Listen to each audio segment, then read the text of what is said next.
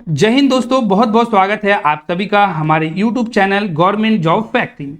दोस्तों, पिछले वीडियो में मैंने आपको बताया था जल्द ही आरआरबी इंडियन रेलवे की तरफ से जूनियर इंजीनियर का जो जेई के लिए जो रिक्रूटमेंट जारी हुआ है उसका ऑफिशियल नोटिफिकेशन जारी कर दिया जाएगा। उसके अनुसार नोटिफिकेशन को जारी कर दिया गया है। आप लोग नोटिफिकेशन देख भी चुके होंगे, लेकिन इस बार का नोटिफिकेशन आपने अगर ध्यान से देखा होगा, नोटिफिकेशन की बात करते हैं तो काफी कंफ्यूजिंग है। कंफ्यूजिंग किस सेंस में है? तो क्वालिफिकेशन को लेके। इस बार देखिए, इससे पहले जो हमारा नोटिफिकेशन आता था उसमें जो पोस्ट थे टोटल आप देखेंगे लास्ट बार 69 टाइप के टोटल पद थे, लेकिन इस बार सिर्फ 32 टाइप के, उसको भी कम किया गया है। टोटल नंबर ऑफ सीट्स उसको भी कम किया गया है। साथ ही साथ जो कंफ्यूजन है कि देखिए जेई के नाम से लगता है कि जो बीटेक कर रखे हैं या जो हमारे डिप्लोमा होल्डर्स हैं वो लोग ही अप्लाई कर पाएंगे, लेकिन आप देखेंगे इसमें कुछ पद हैं जो बीएससी के लिए, जिन्होंने बीएससी कर रखा उनके लिए भी। इस पे बहुत सारे लोग का ये पूछ रहे हैं कि भाई बीएससी वाले अप्लाई कर सकते हैं या नहीं। तो दोस्तों, इस वीडियो में हम लोग नोटिफिकेशन को डिटेल में देखेंगे। साथ ही साथ जो सबसे ज्यादा कंफ्यूजिंग पॉइंट ये है कि क्या बीएससी वाले इसको अप्लाई कर पाएंगे, साथ ही साथ किस किस जोन में कितने कितने पद है जिसमें बीएससी वाले अप्लाई कर पाएंगे। इन सब चीजों को डिटेल में बात करेंगे ताकि आपको किसी भी प्रकार का कंफ्यूजन ना हो। ऑफिशियल नोटिफिकेशन जारी हो गया है। अब देखिए, आपको ऑफिशियल नोटिफिकेशन देखना है तो आप किसी भी जोन के लाइक आरआरबी पटना है, आरआरबी सिकंदराबाद है, प्रयागराज है या कोई भी है, किसी भी जोन पे आप जाइए और आप जैसे ही क्लिक करेंगे तो आपको नोटिफिकेशन दिख जाएगा। देखिए, मैं आपको दिखाता हूं कैसे आपको जाना है सबसे पहले।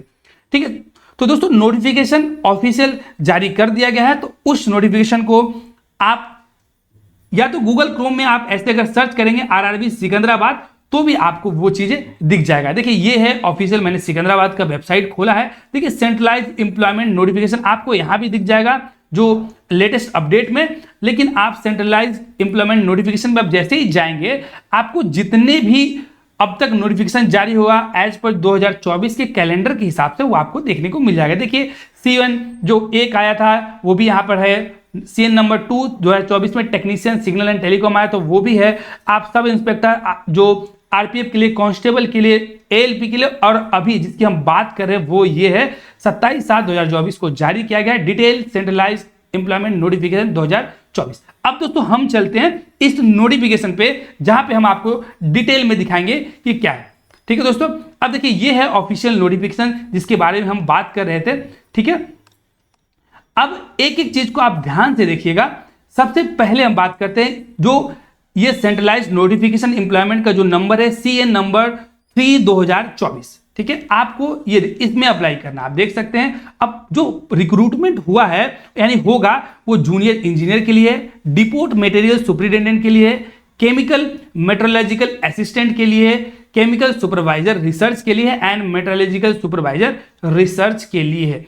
अब मैं आपको बता दूं इनमें 2 टाइप के पद है। देखिए, सबसे पहला डाउट क्लियर हो जाना चाहिए कि इस जो पद हैं इसमें नंबर 1 मेल, कोई भी मेल, सेकेंड कोई भी फीमेल इसको अप्लाई कर सकते हैं। ऐसा नहीं है कि सिर्फ मेल ही अप्लाई। ऑल्दो ये जो वैकेंसी है ग्रेड पे तो जबरदस्त है, लेकिन बहुत लोगों का सोचना है क्या ये ऑफिस वर्क है? बिल्कुल नहीं। देखिए, मेहनत का वर्क है। आप रेलवे में जाना है जेई इंजीनियर बनके तो आपको ट्रैक से रिलेटेड, सिग्नल से रिलेटेड, वर्कशॉप से रिलेटेड बहुत सारे ऐसे काम होंगे जो आपको हार्ड वर्किंग होगा। तो ये दिमाग में मत रखिए कि ऑफिशियल कुछ पद 1-2 पद होंगे वो हो सकते हैं, लेकिन ये एक प्रकार का आप ऐसा देखेंगे जो एसएससी के थ्रू जो इस ग्रेड पे में आते हैं वो जो ऑफिस वर्क है वैसा तो बिल्कुल नहीं है। ठीक है दोस्तों, और आगे हम देखते हैं।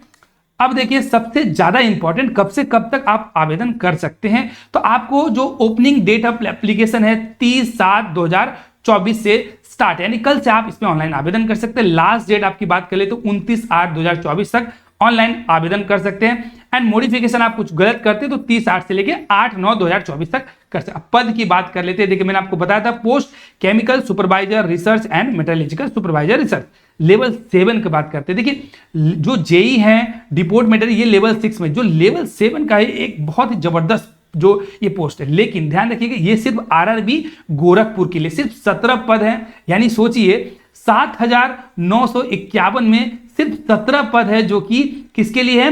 लेवल 7 में chemical supervisor and research and metallurgical supervisor के लिए। तो कितना जबरदस्त होगा। बेसिक पे की बात करें तो 44,900 है, लेकिन इसका अगर सारे अलाउंसेस को ऐड कर दोगे आप तो लगभग आपका सैलरी 75,000 के आसपास हो जाएगा। किसके बाद के हम जो पहला बता रहे हैं यानी लेवल 7 की बात करें। लेवल 6 में आपका बेसिक होने वाला है 35,400, ये लगभग आपको 50 से 55,000 से आपका सैलरी स्टार्ट हो जाएगा। सैलरी के ऊपर भी अलग से हम लोग डिस्कशन करेंगे बाद में, लेकिन अभी हम लोग जो इंपॉर्टेंट पॉइंट है उसको देखते हैं। आपको सिर्फ किसी भी आरआरबी के थ्रू ऑनलाइन आवेदन करना है, ठीक है। और आपको ध्यान रखना है कि जो क्वालिफिकेशन को ध्यान से देखना है, मिनिमम क्वालिफिकेशन क्या, अगर एक से ज्यादा है तो आप डिफरेंट एग्जाम ग्रुप में आप चूज कर सकते हैं, ठीक है। ऐसा नहीं कि नहीं चूज कर सकते, ठीक है, वो आपके लिए अलग है। और जो इंपॉर्टेंट देख लेते हैं, एज लिमिट की बात कर लेते हैं। 18 से 36 साल वाले आप आवेदन कर सकते हैं। और इस बार देखिए आवेदन 3 साल आपको एज रिलैक्सेशन दिया गया कोविड की वजह से। ये ध्यान रखिएगा, किसी को लगता होगा कि मेरा एज निकल गया, लेकिन कोविड में जो 3 साल आपका लॉस हुआ है उसके लिए भी आरआरबी ने प्रावधान रखा है। साथ ही साथ जो अदर एज आपको रिलैक्सेशन दिया जाता है as per the central government rule, वो भी दिया जाएगा। जैसे कि हम बता दें आपको, ओबीसी के लिए आपको 3 साल का, एससी एसटी के लिए आपको 5 ईयर का एज रिलैक्सेशन दिया जाता है। अब इस पॉइंट को अगर आप ध्यान से देखेंगे, इस वाले पॉइंट को नंबर 13 आप इसको देखिए ध्यान से, तो क्या लिखा हुआ है कि आपको जो वैकेंसी उससे 15 गुना स्टूडेंट को सीबीटी 2 के लिए सिलेक्ट किया जाएगा, ठीक है। नॉर्मलाइजेशन बिल्कुल है, आपको ध्यान रखना है। और एग्जामिनेशन 2 टर्म में होगा, यानी एक सीबीटी 1 होगा एंड दूसरा सीबीटी 2 होगा। इसके बारे में भी हम लोग डिटेल में बात करेंगे, लेकिन अभी सबसे ज्यादा जो कंफ्यूजिंग पॉइंट है उस पर हम लोग अच्छे से देखते हैं, ठीक है दोस्तों। बैन आइटम के बारे में आप इस नोटिफिकेशन को हम अपने डिस्क्रिप्शन में दे देंगे, वहां से भी आप देख सकते हैं, या तो आप किसी भी जो जोन है वहां पर जाकर आप देख सकते हैं। एससी एसटी के लिए देखिए फ्री ट्रेवलिंग, आप ट्रेवल भी कर सकते हैं, उसके लिए फ्री है। एससी एंड एसटी के लिए आपको ध्यान रखना। मेडिकल स्टैंडर्ड की बात हम लोग बाद में करेंगे जब आप एग्जामिनेशन देना आपका स्टार्ट हो जाएगा। एज लिमिट मैंने आपको बताया था, प्रिस्क्राइब्ड एज नॉर्मल अभी होता तो 18 से 33 साल वाले अप्लाई करते, लेकिन ड्यू टू द कोविड ये 18 से 36 आपको दे रखा है, ठीक है। ये आप ध्यान से पढ़ सकते हैं कोविड-19 पैंडेमिक के कारण, ठीक है। एज लिमिट जो है कब से कब काउंट होगा ये भी आप देख सकते हैं। 1989 से जो यूआर एंड ईडब्ल्यूएस के लिए and other 1/1/2007 lower limit of date of birth रखा गया। देखिए जिस रिलैक्सेशन की बात कर रहे थे वो यही है, एससी एसटी 5 साल, ओबीसी के लिए 3 साल एंड एक सर्विसमैन है अगर, तो एक सर्विसमैन को भी एज रिलैक्सेशन दिया जा रहा है। आप यहां पर देख सकते हैं, एक सर्विसमैन जो आर्मी एयरफोर्स नेवी से रिटायर्ड है उनको ये अपॉर्चुनिटी दिया जाता है, ठीक। उनका कट ऑफ भी बहुत लो जाता है, आपको ये ध्यान रखना। साथ ही साथ अगर आप रेलवे में वर्किंग है तो भी आप जो जनरल वाले 40 साल तक, ओबीसी वाले को 43 साल एंड एससी एसटी वाले को 45 साल तक एज लिमिट दे। फीमेल कैंडिडेट, फीमेल वैसे कैंडिडेट जो किसी भी मतलब दुर्भाग्यपूर्ण है ये, जो डाइवर्सी है या जो विडोज हैं, जो जुडिशियली सेपरेटेड हैं, हस्बैंड के साथ नहीं रह रहे हैं, उनके लिए भी एज रिलैक्सेशन का प्रावधान दिया है इस बार के। इससे पिछली बार भी ये नोटिफिकेशन में था, ये इंपॉर्टेंट। क्वालिफिकेशन की बात कर लेते हैं। देखिए टेक्निकल पद है तो बेसिकली अधिकतर पद के लिए आपको जो बीटेक या डिप्लोमा वाले अप्लाई कर सकते हैं, लेकिन कुछ पद ऐसे हैं जो बीएससी वाले भी कर सकते हैं। बीएससी वाले वो कौन से, उस पर हम लोग बात करने वाले। फीस की बात हम बता दें, 500 रुपये आपको फीस लगेगा।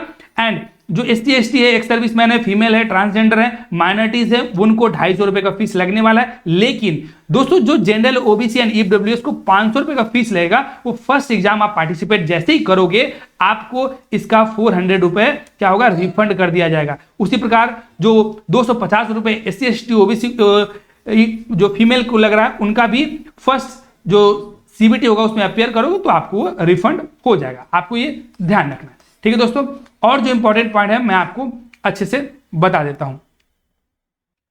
अब हम रिक्रूटमेंट प्रोसेस की बात कर लेते हैं। रिक्रूटमेंट प्रोसेस देखिए हमने पहले आपको बताया 4 स्टेज में होगा। पहला सीबीटी होगा, दूसरा आपका सीबीटी जो मेंस एग्जाम के तौर पे होगा, जिसमें आपका जो आप लाइक बीटेक करके इलेक्ट्रिकल से, तो आपका जो 100 नंबर होगा आपका टेक्निकली इलेक्ट्रिकल उससे पूछा जाएगा, ठीक है। सिमिलरली अगर बीएससी आपने बताया, अगर आप केमिस्ट्री एंड फिजिक्स है तो उससे रिलेटेड आपसे 100 नंबर का क्वेश्चन पूछा है। उसके बाद आपका डॉक्यूमेंट वेरिफिकेशन होगा और मेडिकल होगा। कोई भी इंटरव्यू का प्रावधान इसमें नहीं है, ठीक है दोस्तों, ये आपको ध्यान रखना। सीबीटी 1 में 90 मिनट का समय दिया जाएगा, 100 आपके पास क्वेश्चन होंगे और उसका जो डिटेल सिलेबस आप देख सकते हैं, मैथमेटिक्स जो जनरल कंपटीशन का होता है, जो रीजनिंग होता है, जनरल अवेयरनेस होता है एंड जनरल साइंस आपको physics chemistry math up to the class 10th level का पूछा जाएगा। दोस्तों इस पे भी हम सेपरेट वीडियो आपको बनाएंगे कि एजुकेशन क्वालिफिकेशन में क्या क्या चाहिए और सिलेबस क्या है। ठीक है, मैथमेटिक्स में आपको 30 क्वेश्चन पूछे जाएंगे 30 मार्क्स के, उसी प्रकार 25 क्वेश्चन रीजनिंग के 25 मार्क्स के, 15 क्वेश्चन जो जनरल अवेयरनेस के उसमें 15 मार्क्स, यानी आपका जो ये करंट अफेयर होंगे। जनरल साइंस की बात करें तो 30 क्वेश्चन 30 यानी टोटल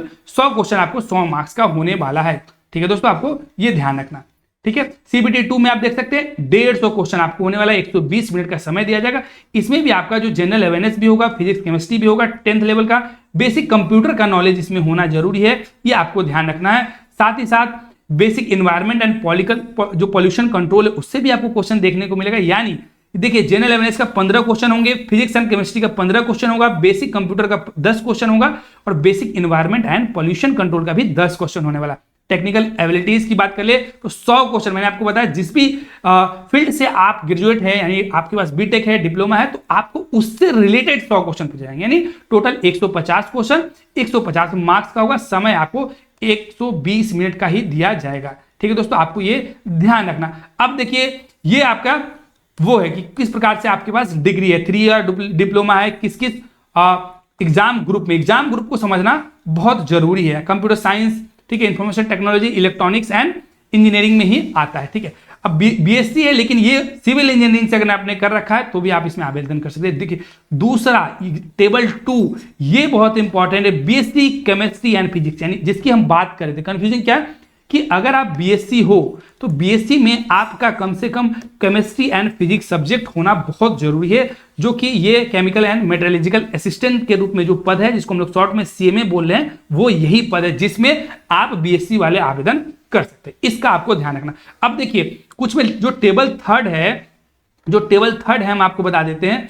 टेबल थर्ड को अगर आप ध्यान से देखोगे तो इसमें बहुत लोग बोलेंगे कि भाई अब ये डिग्री तो है लेकिन साथ में इसमें आपके ये सब्जेक्ट होने चाहिए, जैसे petroleum product, paints, corrosion, prevent, polymer, ये अगर आपका सब्जेक्ट है तो आपके साथ साथ नॉलेज ऑफ कंप्यूटर है तो आप इसमें अप्लाई कर सकते हैं। इसी प्रकार इसमें भी मेटलर्जिकल इंजीनियरिंग आपने कर रखा है 3 साल का, नॉलेज ऑफ कंप्यूटर है, तो आप ये जो एग्जाम ग्रुप है केमिकल एंड मेटलर्जिकल सुपरवाइजर, इसमें आप आवेदन कर सकते हैं। अब बेसिकली बीएससी वाले तो मेरे हिसाब सिर्फ और सिर्फ ये जो सीएमए एग्जाम ग्रुप है इसमें। अब हम आपको देखते हैं कितने पद हैं जिसमें आप आवेदन कर सकते हैं। दोस्तों ध्यान से अगर आप देखेंगे ये जो है CN 3 2024 पोस्ट पैरामीटर को अगर आप ध्यान से देख पाओगे तो इसमें देखिए केमिकल सुपरवाइजर रिसर्च, इसमें मैकेनिकल के लिए R&D डिपार्टमेंट में ये देखिए डिग्री, डिप्लोमा, केमिकल टेक्नोलॉजी, ये है डिग्री, लेकिन उसमें ये सारे सब्जेक्ट होना जरूरी। Petroleum product, paints, corrosion, polymer, इन सबको ध्यान से देख लीजिए क्या वो आपके सब्जेक्ट में है, तो आपके पास अगर डिग्री है तो भी आप आवेदन कर सकते हैं। देखिए बहुत पहले होता था जो एमएससी वाले एमएससी केमिस्ट्री से थे, ठीक है, तो अप्लाइड केमिस्ट्री वाले उनको लगता था अप्लाई कर सकते थे, लेकिन ऐसा बिल्कुल नहीं। आप इस चीज को ध्यान से देखिए, पहले ये था, अभी तो बिल्कुल नहीं है। उसी प्रकार मैं आपको आप अपने अपने क्वालिफिकेशन के हिसाब से देख सकते हैं हर एक डिपार्टमेंट में किस प्रकार से दिया हुआ। अब देखिए मैं आपको सीधा बीएससी वाले टर्म पे ले जाता हूं कि जो बीएससी वाले का जो है तो आवेदन करने के लिए जो दे रखा है। इसी प्रकार ये डिप्लोमा है, आप देख सकते हैं जो आपने अलग अलग इलेक्ट्रिकल मैकेनिकल से अलग अलग कर रखा होगा। तो ये देखिए मैं इसकी बात करूं, CMA chemical and metrological assistant number 23 पे है, ठीक है। लेवल 6 में मैकेनिकल डिपार्टमेंट में CMT के रूप में, इसमें देखिए इसको ध्यान से देखिए क्या लिखा है, bachelor degree in science and physics and chemistry with minimum 45% marks from recognised university. अगर आप किसी भी यूनिवर्सिटी से अगर बीएससी कर रखा है, डिग्री ले रखा है, आपको साइंस एंड फिजिक्स तो सब्जेक्ट होना जरूरी है, साथ ही साथ 45% मार्क्स भी आपका ओवरऑल होना जरूरी है, तो ही आप इसमें आवेदन कर सकते हैं। लेकिन समझने की क्या बात है कि 7000 से ज्यादा पद है, तो कितने पद हैं जो ये बीएससी वाले आवेदन करेंगे, उस पर भी हम आपको डिटेल, इसमें बहुत सारे आप देख सकते हैं, SNT डिपार्टमेंट में ये सब भी आप देख सकते हैं, सिग्नल एंड टेलीकॉम, बहुत सारे वो चीजें हैं जो आप देख सकते हैं डिपार्टमेंट वाइज। देखिए बीटेक एंड डिप्लोमा वाले को बताने की जरूरत नहीं, उनको पता है, लेकिन जो बीएससी वाले उनके लिए काफी कंफ्यूजिंग है। दोस्तों अब इसको ध्यान से देखिए, वैकेंसी टेबल किस जोन में कितने पद है। अब देखिए अहमदाबाद में आप देखेंगे तो जो जेई इलेक्ट्रिकल के लिए अलग अलग देख सकते हैं पद है, लेकिन ध्यान हम बीएससी वालों का कंफ्यूजन को दूर करना चाहते हैं कि कितने पद है। तब ध्यान से देखिए क्या आपको इसमें कहीं भी CMT दिख रहा है, CMT दिख रहा है, CMT दिख रहा है, CMT दिख रहा है, नहीं दिख रहा। इसका मतलब ध्यान से देखिएगा अहमदाबाद में CMT के लिए यानी बीएससी वालों के लिए कोई भी पद नहीं है। अच्छा बहुत बोले डिपोर्ट मटेरियल, इसमें भी देखिए इंजीनियरिंग जो है उनको ही अप्लाई करना है। सिमिलरली आप अजमेर में जाके देखिए, क्या आपको कहीं पे सीएमटी दिख रहा है? सीएमटी दिख रहा है, सीएमटी, यानी इस जोन में भी आपको, सीएमटी में भी आपको कोई वैकेंसी देखने को नहीं मिलेगा। अब बात कर लेते हैं अलग। अब देखिए यहाँ पे आपको दिखा कौन से, यानी अजमेर में आप नीचे अब आओगे तो देखो अजमेर में आपने देखा सीएमटी, यानी कि केमिकल एंड मेटलर्जिकल असिस्टेंट। इसी ये वही पद है जिसको बीएससी वाले आवेदन कर सकते हैं। कितना पद है भाई? तो टोटल पद आप देखोगे कि इसमें 16 पद है। ठीक है दोस्तों, ध्यान देना। सिमिलरली आप फिर नीचे जाओ, आप अलग जाएंगे, आप इसमें देखिए कहीं दिख रहा है आपको? नहीं। आप भोपाल जोन में जाके देखो, भोपाल में आपको कहीं दिख रहा है? नहीं। आगे हाँ, सीएमटी के लिए कितने पद है भोपाल में? 7 पद है। ठीक है दोस्तों, ये आपको ध्यान रखना है, यानी बहुत ज्यादा पद आपको देखने को। भुवनेश्वर में आप जाओगे तो सीएमटी का आपका कोई पद दिख रहा है क्या? तो नहीं दिखेगा। ठीक है दोस्तों, अब आगे देख लेते हैं किसमें? चेन्नई में। चेन्नई में आपको कुछ पद देखने को मिलेगा सीएमटी का। देखिए सीएमटी का आपको देखने को मिला चेन्नई में 23 नंबर टोटल आप देखेंगे तो 30 पद है। ठीक है दोस्तों, आगे बात कर लेते हैं गोरखपुर में। गोरखपुर में आपको दिखेगा सीएमटी का। ठीक है, आरएनडी का जो हमने बताया था गोरखपुर में, वो बहुत इंपॉर्टेंट है, उसमें लेवल 7 का। सीएमटी का देखिए, ये सीएमटी कितने पद है? सिर्फ 8 पद है। तो दोस्तों इस प्रकार आप देखेंगे बहुत ऐसे जोन है जिसमें सीएमटी का एक भी पद आपको देखने को नहीं मिलेगा। किसी में है भी तो किसी में 8, 15, 20, 23 टोटल। हम टोटल की बात कर लेते हैं आपको, तो आप पूरे जोन मिला के आप देखेंगे 150 के लगभग इतने ही मात्र सीट हैं जिसमें बीएससी वाले आवेदन कर पाएंगे। तो दोस्तों कंपटीशन बीएससी वालों के लिए तो एकदम पिनेकल, चरम सीमा पे होगा कि आप अंदाजा भी नहीं कर सकते कि किस लेवल पे जाएगा। लेकिन फिर भी आपके पास डिग्री है तो आवेदन जरूर करिए, और डिटेल में इसका जो पीडीएफ है हम आपको डिस्क्रिप्शन में दे देंगे, आप यहां से भी डिटेल देख सकते हैं और सारे इंपॉर्टेंट क्या क्या पड़े। तो दोस्तों ये था डिटेल नोटिफिकेशन जो जेई का वैकेंसी आया है, जो बीटेक डिप्लोमा एंड बीएससी वाले आवेदन कर सकते हैं वो। फिर भी अगर आपको कोई भी कंफ्यूजन हो इसके रिगार्डिंग तो कमेंट बॉक्स में कमेंट जरूर करिए, आपको पूरी मदद की जाएगी। दोस्तों अगर आपको ये वीडियो पसंद आया होगा, अगर आपको लगता होगा ये वीडियो आपको हेल्प करेगा, तो आप इस वीडियो को लाइक जरूर कर दीजिएगा और चैनल को सब्सक्राइब जरूर कर दीजिएगा। धन्यवाद दोस्तों।